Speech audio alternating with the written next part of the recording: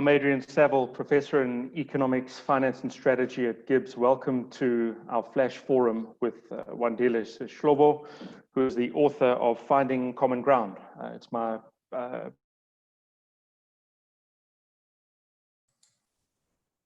privilege to host the Flash Forum this afternoon and to have Wandile with me.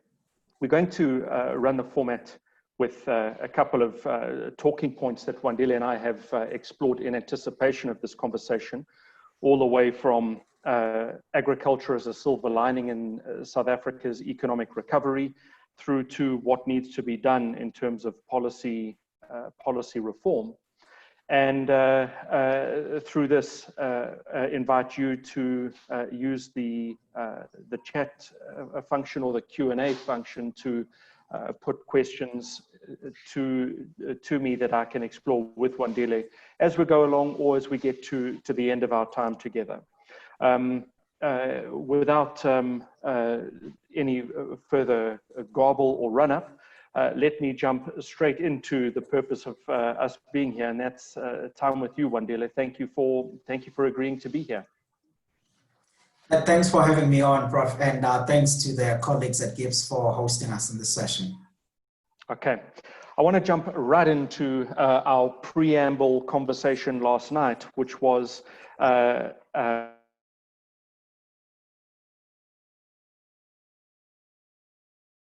about a modest silver lining that exists right now. We are hard pressed to find good news in this environment. In fact, the backdrop to this webinar is the MPC meeting, which finished a few minutes ago. And at that MPC meeting, the governor of the Reserve Bank announced a 25 basis point cut. There's flash news if you haven't been listening to the MPC this afternoon. But he also took South Africa's growth forecast, or rather I should say contraction forecast, deeper to an anticipated 7.3% contraction. Now, what strikes me as being almost at odds with that very bleak reading is you and I were talking around the time of the last Stats SA economic data release, and there was one small part of the economy that gave a little glimmer of hope, and that was the agricultural sector. Why, how, and what type of lifting can that sector do in does it have the capacity to lift an entire economy? What's going on there that makes for the positive reading? Yeah, absolutely, Prof. On the agricultural side, I think it's a couple of things that is giving us that bit of a good reading.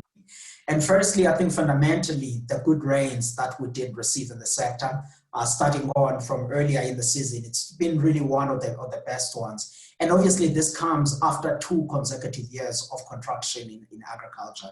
As you said, I mean, if you look at the numbers that we have for this particular sector, we're still expecting a growth of around about 10%. So good rains have really assisted onto that.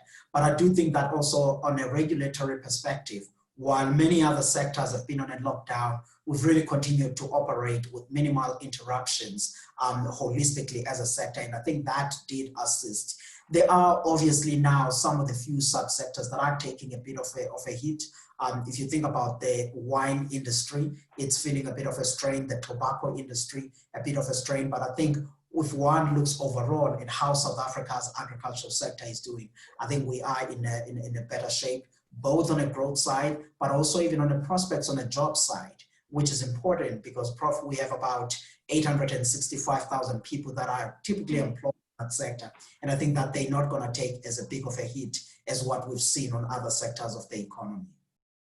So one of the things that you point to is the extraordinary reach and the extent of the agricultural sector.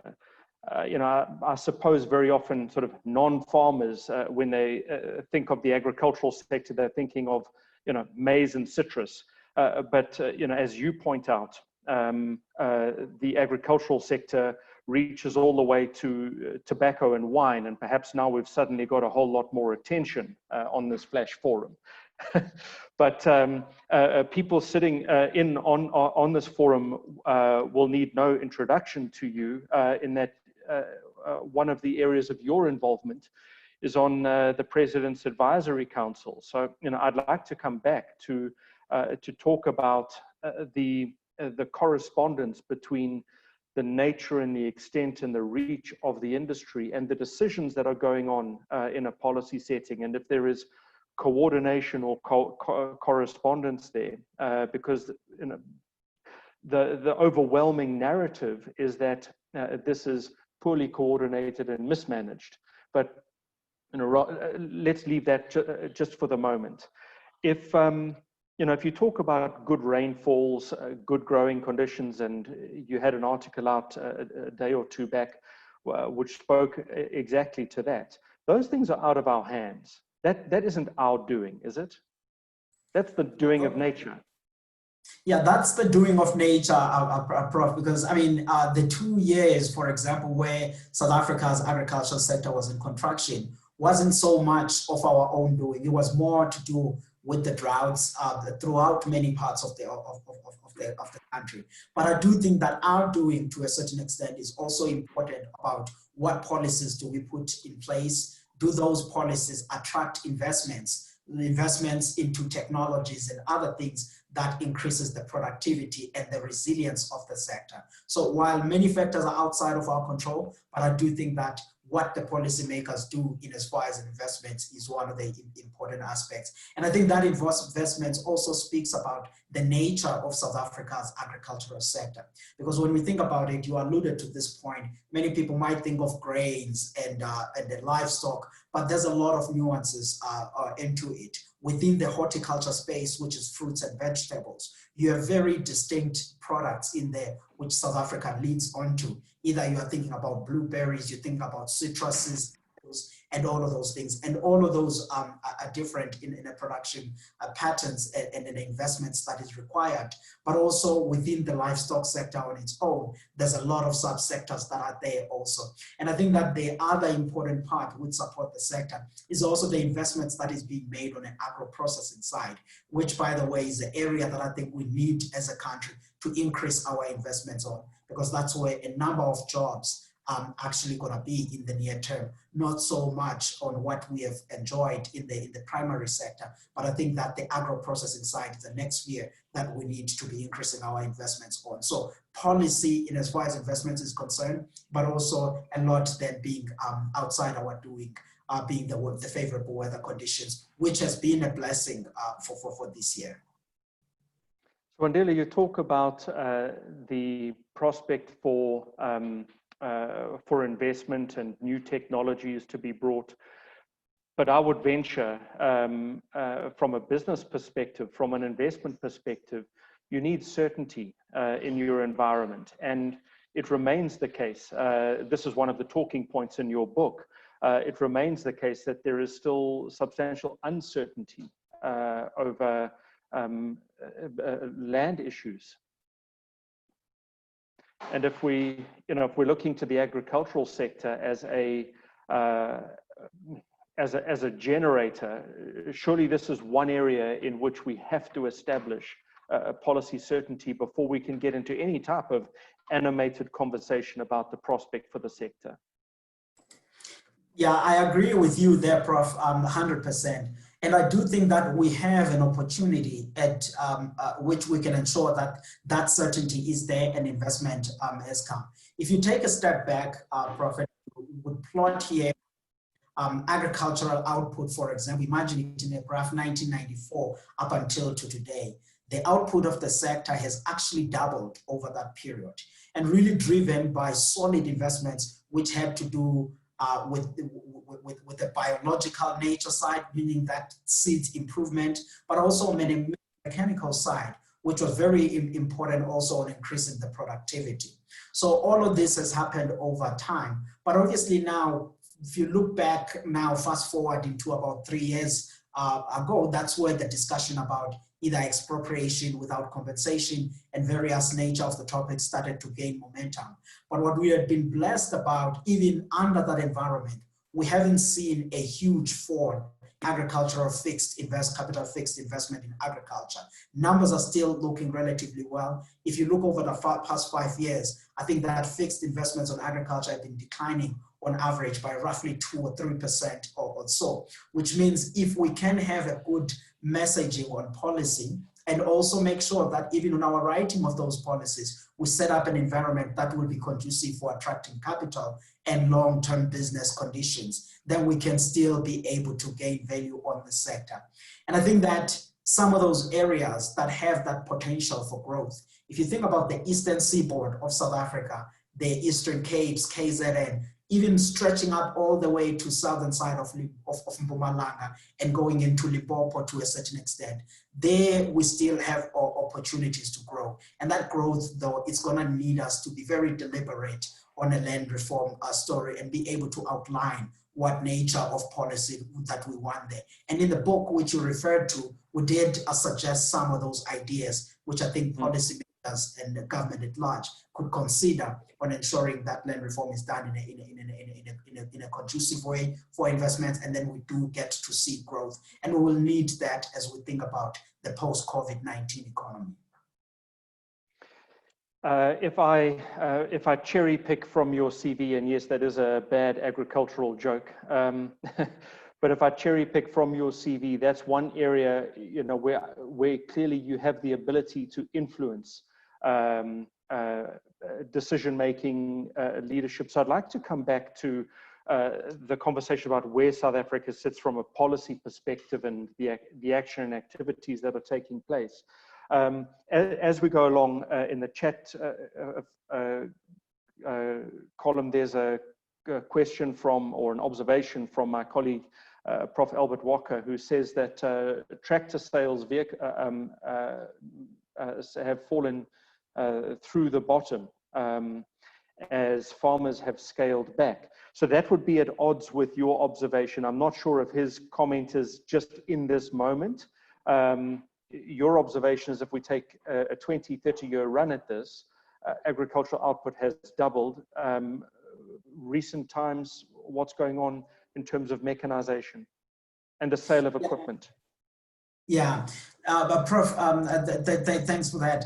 I would actually try to stretch a little bit back onto that, and I'll put this data on Twitter after this conversation, because the tractor sales data actually up until June, they're actually robust. So the numbers are still looking relatively well. We've been continuously surprised to see the numbers actually are still sitting on comfortable. So there hasn't been a fall in as far as that is concerned. Yes, if one was to consider 2019, we did see general machinery sales in South Africa being down. And that was a combination of factors. You were having a drought, but in addition to that, there was also a year before that, which is 2018, a really huge sales that went through. So farmers found that the so there's a base effect. Tractors, yes, was playing on. So for Albert, I think that does answer to a certain extent. Okay. Let me go to, you know, what I would, wearing my economic policy hat, you know, I would regard as a critical aspect of this conversation is the agricultural sector in South Africa is a small sector, measured in its raw form. It makes a very modest contribution to GDP. However, it has very important spillovers and linkages and multipliers. And I want to bring into the conversation evidence that comes from the Asian economies, where work done by Joe Studwell in a fantastic piece of research. He did a matched pairs study, and he compared Asian economies that had thrived and flourished and achieved competitiveness, prosperity, social and economic prosperity, and he compared those countries to a matched set of countries that had spoken a big game but had struggled to achieve. And so in his superstars were Taiwan, South Korea, Japan, and in his big talkers but short on delivery were the likes of Indonesia, Malaysia, and the Philippines. And he contrasted these two sets of Asian economies, looking for obvious explainers and differentiators. One of the things that stands out in his research is agriculture as a foundation. And he speaks about the agricultural sector in the flourishing, thriving Asian economies as being as having relatively low barriers to entry, quickly scalable, and having the prospect to promote and develop substantial supply chains, down a production line from growing something into bottling, packaging, canning, logistics, cold storage, and I suppose advertising and wine tasting all at the other end. Do you have a sense that this prospect is understood in the South African environment? Well, first, would you agree with that reading? Maybe I'm speaking to the converted here, but would you agree with that reading? And if you do, where does South Africa stand in recognizing that prospect? Yeah, Prof, I mean, I agree fully with that thesis on that. And I think South Africa, to a certain extent, we have began, and even now we are even paying more attention to agriculture than perhaps a decade ago, as we continuously search for all of these areas of saying whether the areas for growth and stuff. And I think that the point that I was referring to even earlier, saying our output has nearly doubled from 1994. But I do think where we are lacking, perhaps the messaging is right, but the actual activity on the ground is not reflective of that. It's really on the value addition side. And I think that we need to increase our abilities onto that. And I think with the Continental Free Trade Agreement, for example, now. Hang on, I want to stop you. Before you go to the Free Trade Agreement, why? Why is there recognition, but it's not translating into action, results, delivery? Yeah, because if you look at the composition of our exports and even a number of products, we're really pushing out a lot of these raw products, which I think that we could have added as more value on. And we've done that because it has been a relatively profitable for those that are on the production side, but also an easier way. But I do think now with the job creation and the job that are needed, what people are beginning to think about is to say, look, the lot of higher multipliers are actually within the agro-processing side. And I think that's where the energy now is starting to focus on. And I mean, you talk to guys at the DTI, Nimrod Zalk, and all of these people, they're doing wonderful work on trying to make sure that there is a concerted effort onto that. And I do think that we need to improve in our composition of exports and have more of these highly processed products, particularly for the African continent. And I think that there is appetite and space for us to be able to do that. If I think about South Africa from a very long perspective, and I'm not trying to usher in political commentary observations, but historically, South Africa has always had agriculture as a base. From any reading of the history, South Africa has a strong agricultural basis. One could go so far as to venture that this is one of the region's true economic or competitive advantages. What is missing from that competitive prospect, from that productive prospect? What's missing? Is it skills? Is it certainty of ownership in land? Is it access to capital? Is it is it boom and bust growing conditions? Is it not enough dams? Why the talk and not the result? Yeah, I think what's missing on our side, I mean, it's a combination of things, which some you are alluding to. I think we have became comfortable, firstly, on a national level, with the sense that with what we are producing now, for example, we export roughly 50% of the output that we produce in value terms. And I think at a national level, that has made us to somewhat be comfortable that we are able to be food secure and all of those things at a national level. But now we need to start then pushing on the needle to say, can we use agriculture not only just for inward food security side, but also thinking on the bigger goal? And that leads to the point that you're alluding to. The access to capital will be relatively more easier once we have dealt with the 10-year security issue, because all of the potential and the underdeveloped areas in as far as agriculture is concerned is largely the one that is on the communal land or either it's on the land reform farms that have been transferred to the state over the couple of years, and all of those are not really passed on for individual tenureship. And I think that those are some of the areas that we will have to be focused on. What I'm delighted on being able to be in the inside in some of these debates is that even the mood and the temperature within the policymakers is changing, and they are starting to think deeply about that and how seriously can we do those reforms and ensuring that agriculture plays a meaningful role. You mentioned food security. Gwen Foster makes a comment, we'll come back to this, but you mentioned food security. And if we just take your headline numbers, production has doubled over 20, 25 years.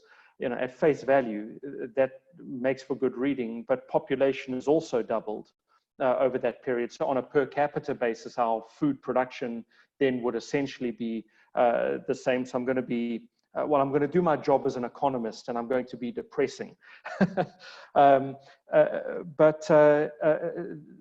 point that I really want to flesh out is this issue of food security, because South Africa finds itself in the grips of the COVID pandemic. Jobs have been shed, amounting to, the estimates now run into millions of jobs that have been lost, the economy contracting 10%. And a report by Oxfam spoke about the number of South Africans going to bed hungry. Where does the country stand on food security?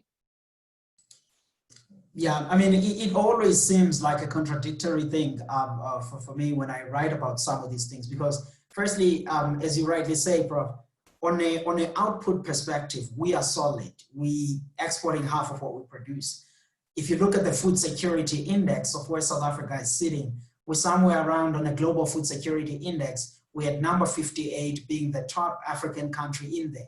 But still, we have millions of people going on hungry. And the South African issue of household food insecurity is not so much about safety of food, affordability of it per se, but rather it's just that people don't have money. It's not that our food is too expensive than the next country, but it's just that people, as they are out of job and literally having no income, that's the root of it all. But it's no longer that our food prices are rising at certain levels.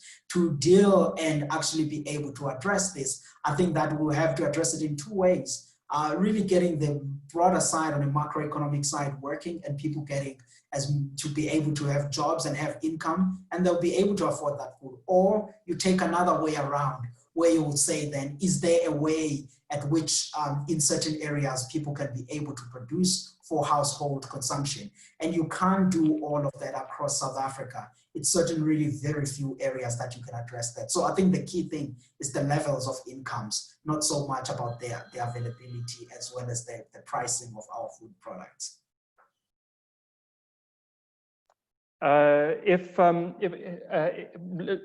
Let's come back to the chat conversation, and let me pick up on two comments that are being made. The one is about, I suspect that this develops or builds on an observation that I already made about lots of policy talk, but not policy result, and that there is room here for establishing accountability. This is Gwen's point, accountability and not reaching for the next election result, but really putting in place the structure that's required. Perhaps I'll make that as an observation to echo Gwen's sentiment. But Anne and Charlie makes the comment that, is there a prospect to ensure that there is inclusion for all size production, that you get from small to large scale producers? Is this a trick that we're missing in the South African makeup? Yeah, Prof, I would like to firstly just reflect briefly on Gwen before I come to this question, because I do that we have all of this good talking as far as policy is concerned. But the implementation side, even on agriculture, that is lacking. And I think that's what opens then that room, which I think at this point, maybe South Africa is ready for, of the PPP approaches, certainly in agriculture, we have seen a number of those where there's been all of these joint venture approaches. Either you're looking at the Free State, and even on the southern side of the Eastern Cape province, in the citrus growing areas of the Sundays rivers, we've seen a lot of that where people transfer their know-how to some of the new entrants in farming. But not only that, I think also on the capital side, those have been very helpful. What that now is needed is for us to look at those examples to say, how do we replicate them in a larger scale of the areas where there's still underutilized lands? And I think that we need then to be really serious and committed into doing that. And on the points of whether then big farms and small farms in South Africa, it is true if one looks at the history of South Africa's agricultural economy, starting if you look at the 1930s, 1920s, the farms were relatively small. You were running a farm of an average in a country of about 400 hectares on average. Then you get to the 1980s, that goes nearly around about 700. If you look at today, after the deregulation of 1997, 1998, the farm size has increased to around about 1,200. But there is room in South Africa for both bigger farms and smaller farms, because that consolidation really happens in certain areas which are mainly commercial and is driven by the competitiveness which people need in order to be able to. So the economies of scale have played a huge role. But I do think that in certain areas, small farms can still thrive. And that's the mixture that I think in South Africa we need to embrace. Just to develop on a point that Anne is making, she comments about agricultural academies. Is there a prospect for to develop along those avenues? Yeah, I mean, certainly the agricultural academies. I think the agricultural academies in South Africa can play an important role, particularly if one thinks about them as an incubation houses. And again, you overlay those with the discussion around talking about the land reforms. If you think about who will be the beneficiaries in any of those development processes that we are thinking, it has to be people that have gone through those incubation houses and those academies. It can't be that today we will still be like we did from 1994 up until as we speak today, where people who benefit certain programs, there is no clear criteria on who gets to get there. But right now, I think that beneficiary selection processes favoring people who have gone through those academies and various incubation houses will be useful in the future development and of the agricultural sector in large. Is that type of development happening? That type of development, Prof, is beginning to happen. In February, just before we went on a lockdown, the department released what they call the beneficiary selection policy for public comments, which was beginning to set up a pathway of how that could happen. But where the need is, or maybe where in the coming year people will need to focus on, is to saying then, where are those structures which will be able to support that policy? Those structures are not there, but at least from a legislative perspective, there's beginning to be a better messaging about how do we select people who benefit in all of these processes that are being set out. Wandile, I'm not going to let you get off lightly on this one. I'm going to say that sitting on the President's Advisory Council, you may not use the term "at least." That absolutely, the framework and the legislation, the regulations are all there. We have to get from that capacity to the delivery. That's where the jobs and lives and livelihoods are nurtured and nourished. So let me depoliticize myself and come back to what we agreed to speak about. You hinted at the prospect of South Africa, Southern Africa, participating in the free trade agreement. For some time, our comment or our observation, commentary at the Center for African Management and Markets has been that the free trade agreement sets us up for extraordinary win-win arrangements. Is there an agricultural angle or element to this?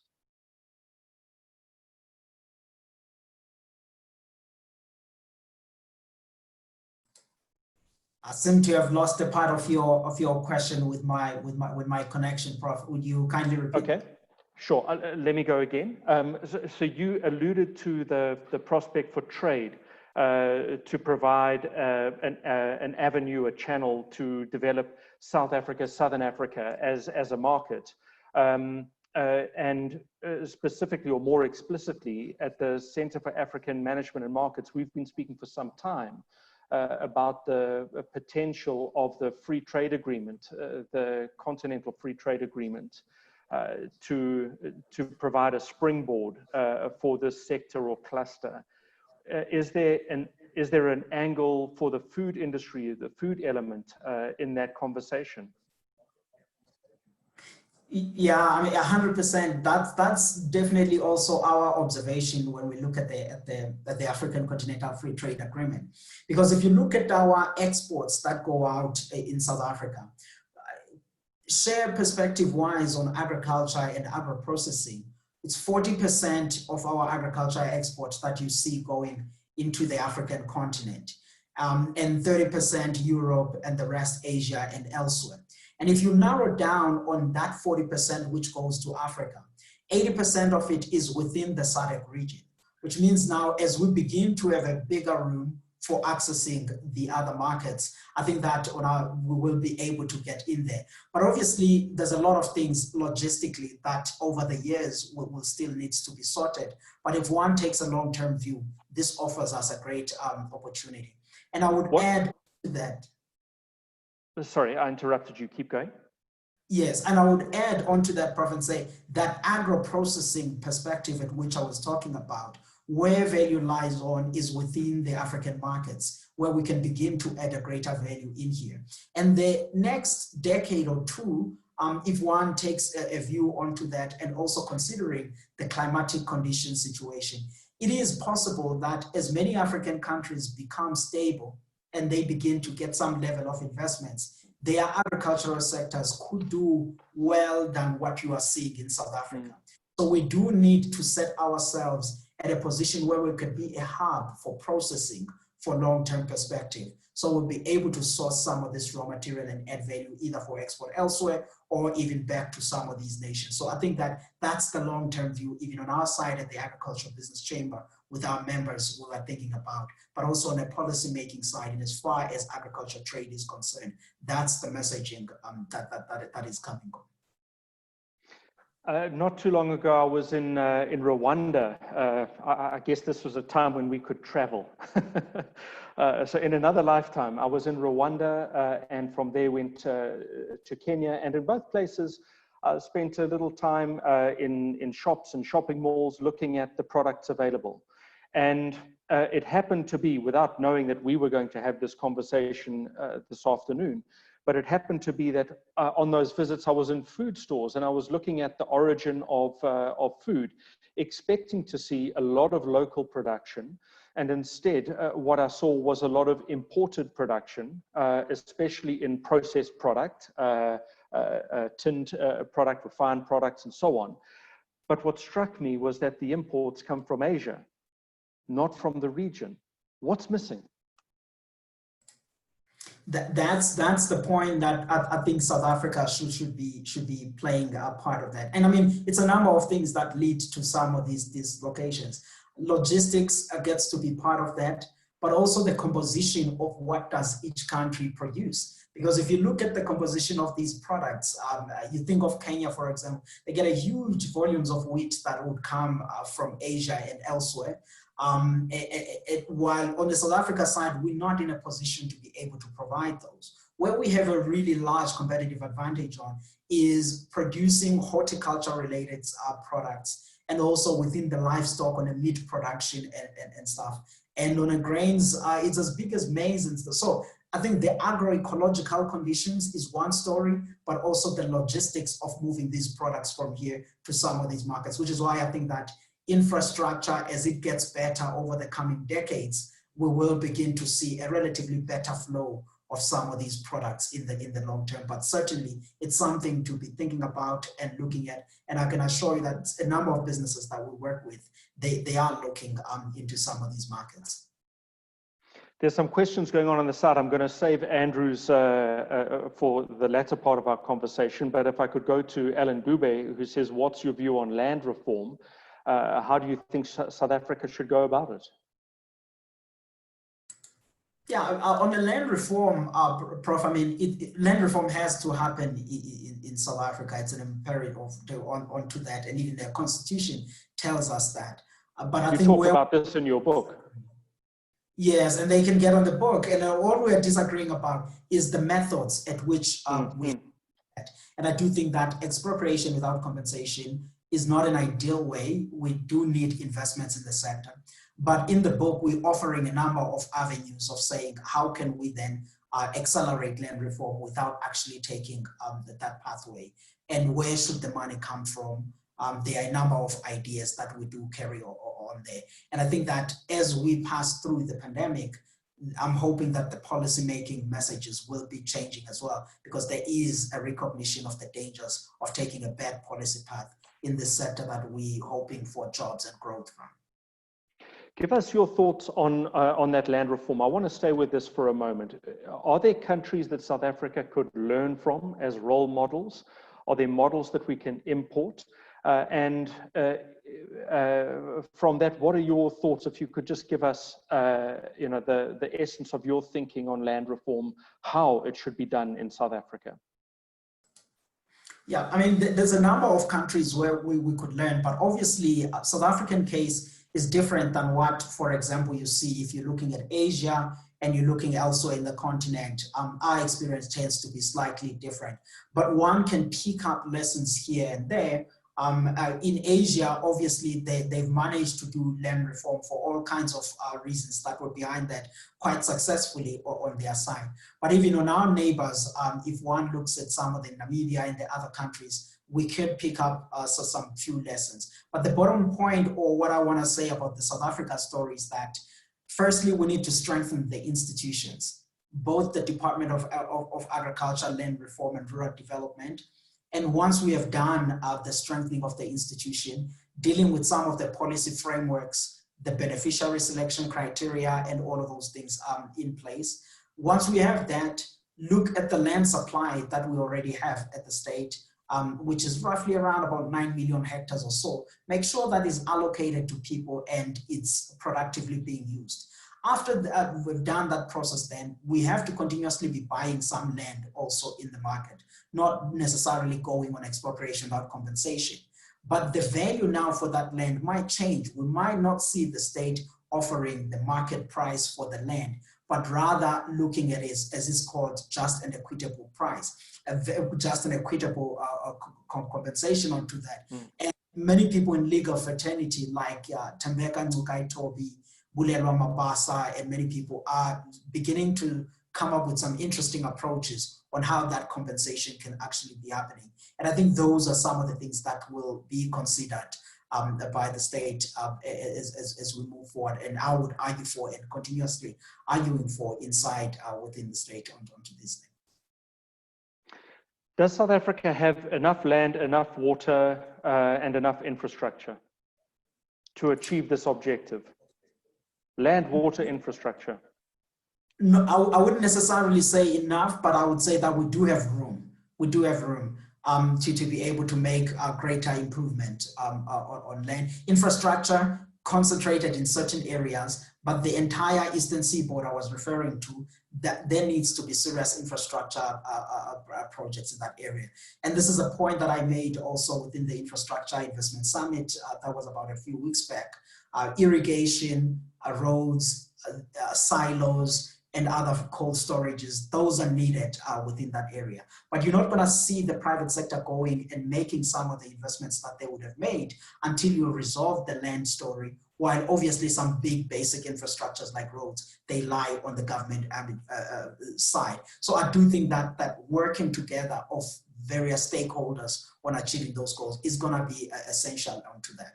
On the water side, I mean, we are a water scarce country, and which is where then we think about even the technologies that could enable us to have effective agricultural sector while using less water. Israel, for example, offers some of the examples about how to do that when we think about the irrigation systems. Those are some of the countries who will be learning and improving some of the practices that we do have in the country. And that would be some combination of improved techniques and improved technologies. That's absolutely correct. Tessa Naji, my colleague at the Center for African Management and Markets, asks you, is there a prospect for multinationals to develop this resource as a regional capacity? So multinationals draw on the vast land, human resources to establish a regional market presence. This, in some way, speaks to her recent doctoral research. Do you think that, Tess, there is room for multinationals to participate in there? And they are already participating. Either you are thinking about a multinational as individual companies, or even you think about developmental institutions. There's a lot of work now, for example, that the World Bank is currently busy with SADC, of thinking about the regional value chains, where they are working, also bringing on multinationals on working into that. So there is a capacity onto that. But I do think that on our side, the more we clarify the rules of the game and the legislative framework, the more we are able then to call on to say, okay, this is the legislative framework of the country. We want investments on potential projects. And even on those potential projects, we are very clear about what are some of the commodities that are labor intensive and high value, which were clarified on Chapter 6 of the NDP in 2012. And I think that we can be able to formulate a nice product to put out for people to come and invest in South Africa's agriculture on that end. I just want to roll back to a couple of questions, Wandile. I'm mindful of the time that we have left. So if you do have questions on this Flash forum, please pop them into the Q&A or the chat function, and we'll get to as many of them, ideally all of them. Gwyn Foster says the Agricultural Department might not have budget to support growth. We know that South Africa is fiscally constrained. But then Gwyn goes on to say, could the Chinese come into the picture? I think, I agree to a certain extent with Gwen that there is a cut of about 2.4 billion rands. But I think the most positive thing, Gwen, about that is that the amount of capital that is going to be available will now have to be channeled really on the core functions of the department. And I think that if the department can do its core functions that are supporting exports, that are supporting domestic production, even if then we are lessened a little bit into how much support that they could give to development per se, I think that if those are supported, we'll be able to thrive well within this year. And I say that being the fact that also, I mean, this is one of the best years for South Africa's agriculture. We're having second largest, biggest harvest for a number of our crops. So I think that, yes, that causes a little bit of a challenge for development perspective, but I think if then the money is used for core functions, we will thrive well, that they won't be taking a huge hit from this. Andrew Barker asks a question, details of the policy released earlier this year, please. Andrew, if I could ask you, Wandile, does that make sense to you, or? It does make sense. It makes sense to you. Okay, all right. I was going to ask for more detail. We will put the details up in various platforms. Tess might be able to send that to Andrew, but it should be available even on a government website, Department of Agriculture, Land Reform and Rural Development. If it's not available, I will make sure that it reaches GIBS to share that with Andrew. Okay, thank you.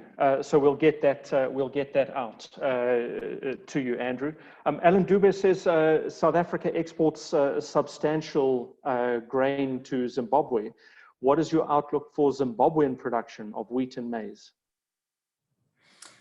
Zimbabwe is in a very bad state at this point. I mean, if you look at their expected harvest this year, they're expected to harvest on maize about 800,000 tons of maize, and their annual needs of maize is double that, around about 2 million tons of maize. On the wheat, it's also dismal. And I mean, they've been hit by a number of things. Firstly, is the issue of investments that are just not there in Zimbabwe's agricultural sector.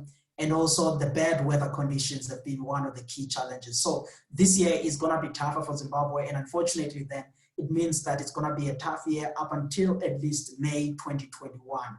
And that's where there's going to be a crunch for challenging in as far as the supplies. And over the past few years, in times where they've had good rainfalls, you saw farmers moving to tobacco relative than the basic substance starch of the grain starch, and that was caused by the incentive that the tobacco industry had for the country. But it's gonna be a difficult time until they deal with their fundamental land reform flaws. Otherwise, investments and growth in South Zimbabwe's agriculture is not over the foreseeable future. Is not something that's possible. Mlungisi Sigasa has put 3 questions into his question, which is value for money. What is the prospect for olive farming?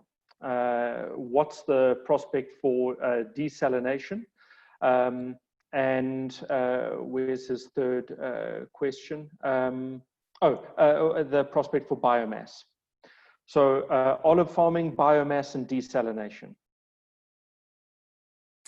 On olive farming, I mean, we already in the Western Cape in South Africa now, generally starting to have some. There is room for that. If there could be enough investments to follow through that, I would recommend. It's an industry that is doing relatively better in South Africa. On biomass, obviously, if one goes into large scale of that, there are regulatory things that you need to go through, depending on what is going to be your stock to use onto that. But it is also an industry that is relatively open in South Africa. On desalination, I mean, I'm not focusing a great deal in as far as the level of investments that is needed into that. The people that are in the Western Cape, they are familiar with some of the things that happened onto that. So the 2 areas that I think I'm comfortable on is on the biomass story and the olive oil, which I think that there is progress onto that. Desalination, I think you will require your certain level of investment, but certainly certain people in the Western Cape, they've embarked onto that. Wandile, I'm going to go back to Anne and to Tess. Tess is asking, what about cannabis? That's one of the focus areas or talking points. I think that's the term I'm looking for. That's one of the talking points of your book. So I'd love to get your thoughts on cannabis as a crop and industry in the region.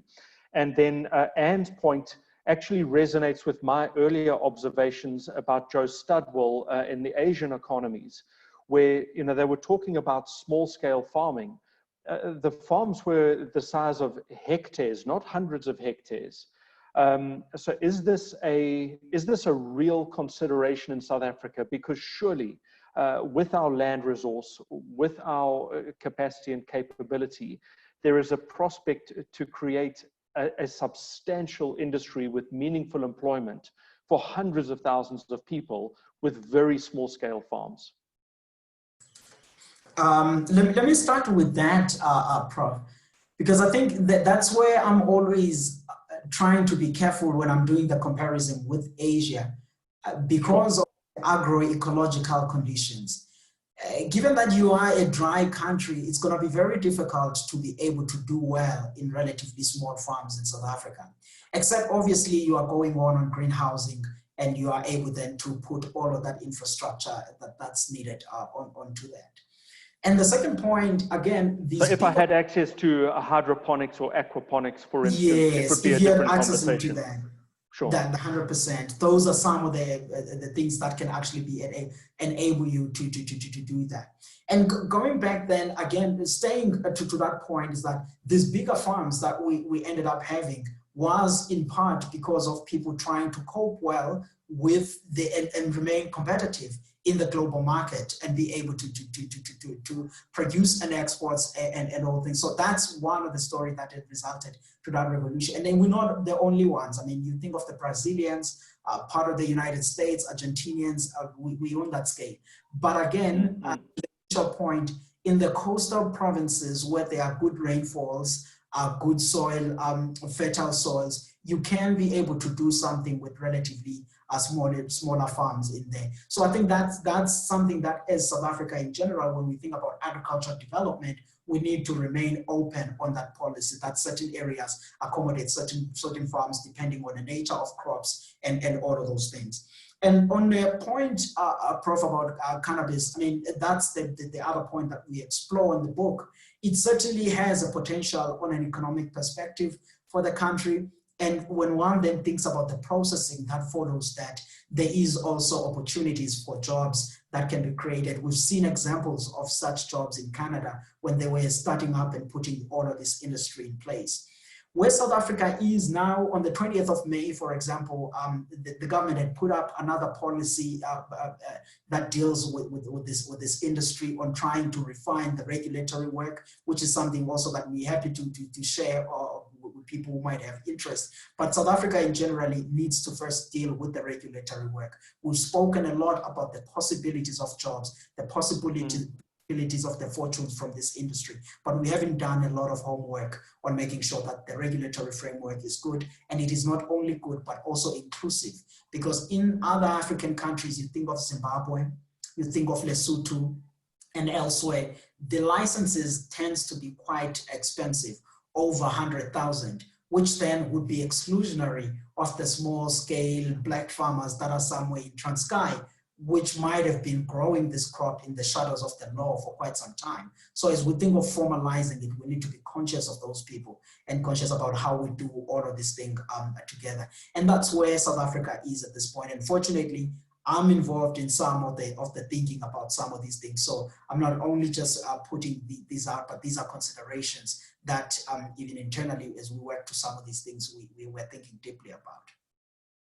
Well, you point out the big differences that exist between parts of the country, and if you think of cannabis as a crop that would grow very quickly, readily, happily in places like Pongola, Eswatini, I mean that whole eastern seaboard that you keep referencing as a very fertile crescent.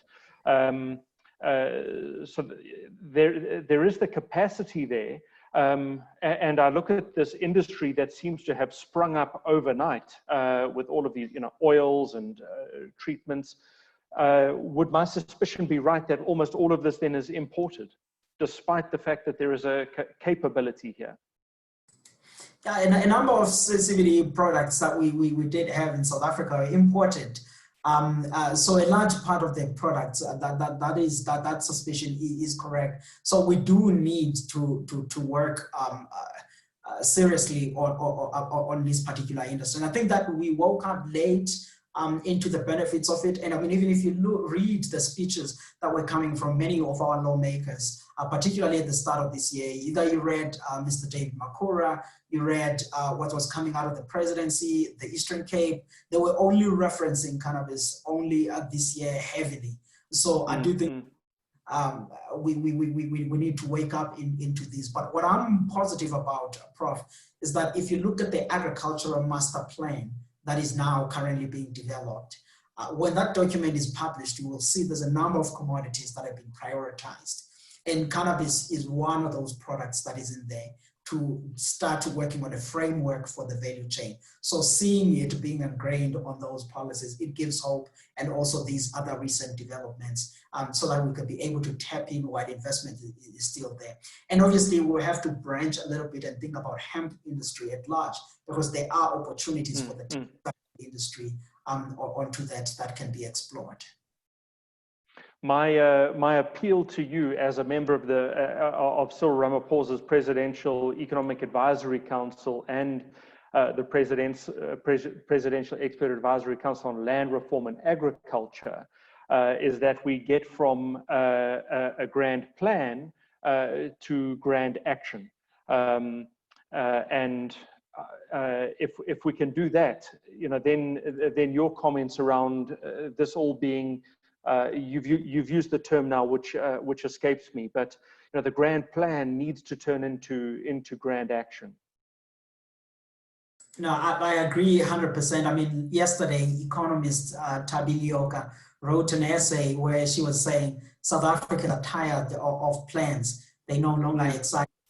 I do think that then the shortfalls that rely on the state can be, in the near term, assisted by bringing the know-how of the private sector. And not only just speaking about it at a network level, at a high level, but really saying on a municipality level, which businesses can partner with government on delivering what at a tangible ground level. And in an industry that I am largely responsible on, we're beginning to see some of those things. And I think that's what needs to be replicated across, to say, how can we partner private sector and government and civil society on really delivering to some of the actions. And that's what we all hoping then and working towards, to say post-COVID-19 economy needs to be different in a sense that there could be implementation, and that implementation would rely also on the private sector.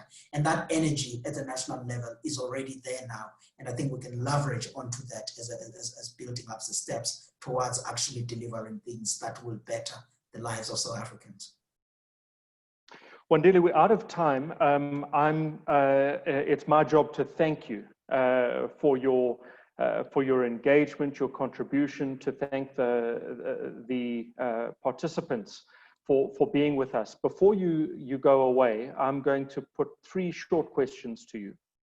And I'm going to ask you for your favorite country in the continent for agriculture. Which country do you think has the best prospect to deliver on the agricultural promise or potential? Which crop in South Africa or which component of the agricultural industry in South Africa interests you or represents the best prospect to you? And if you could do one policy initiative, what would that policy initiative be? So give me a country, a crop, and a policy initiative. On a country, aside from South Africa, if Zimbabwe can work well legislatively, they will be one of the key booming countries for agriculture. Crops, I'm gonna go for a subsector and say horticulture, labor-intensive, high value. It's one of the subsectors that will be important. Policy initiative, not only for South Africa, but for the entire continent as a whole, I would say deal with land reform. Individual ownership of land is important, or long-term tradable leases for attracting investments. For Africa to deliver that dream of being a food basket for the world, we need to sort those out.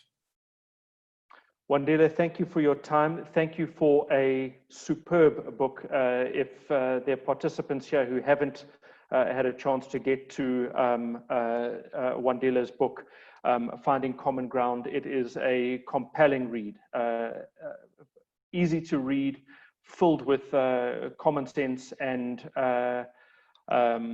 well, down-to-earth wisdom.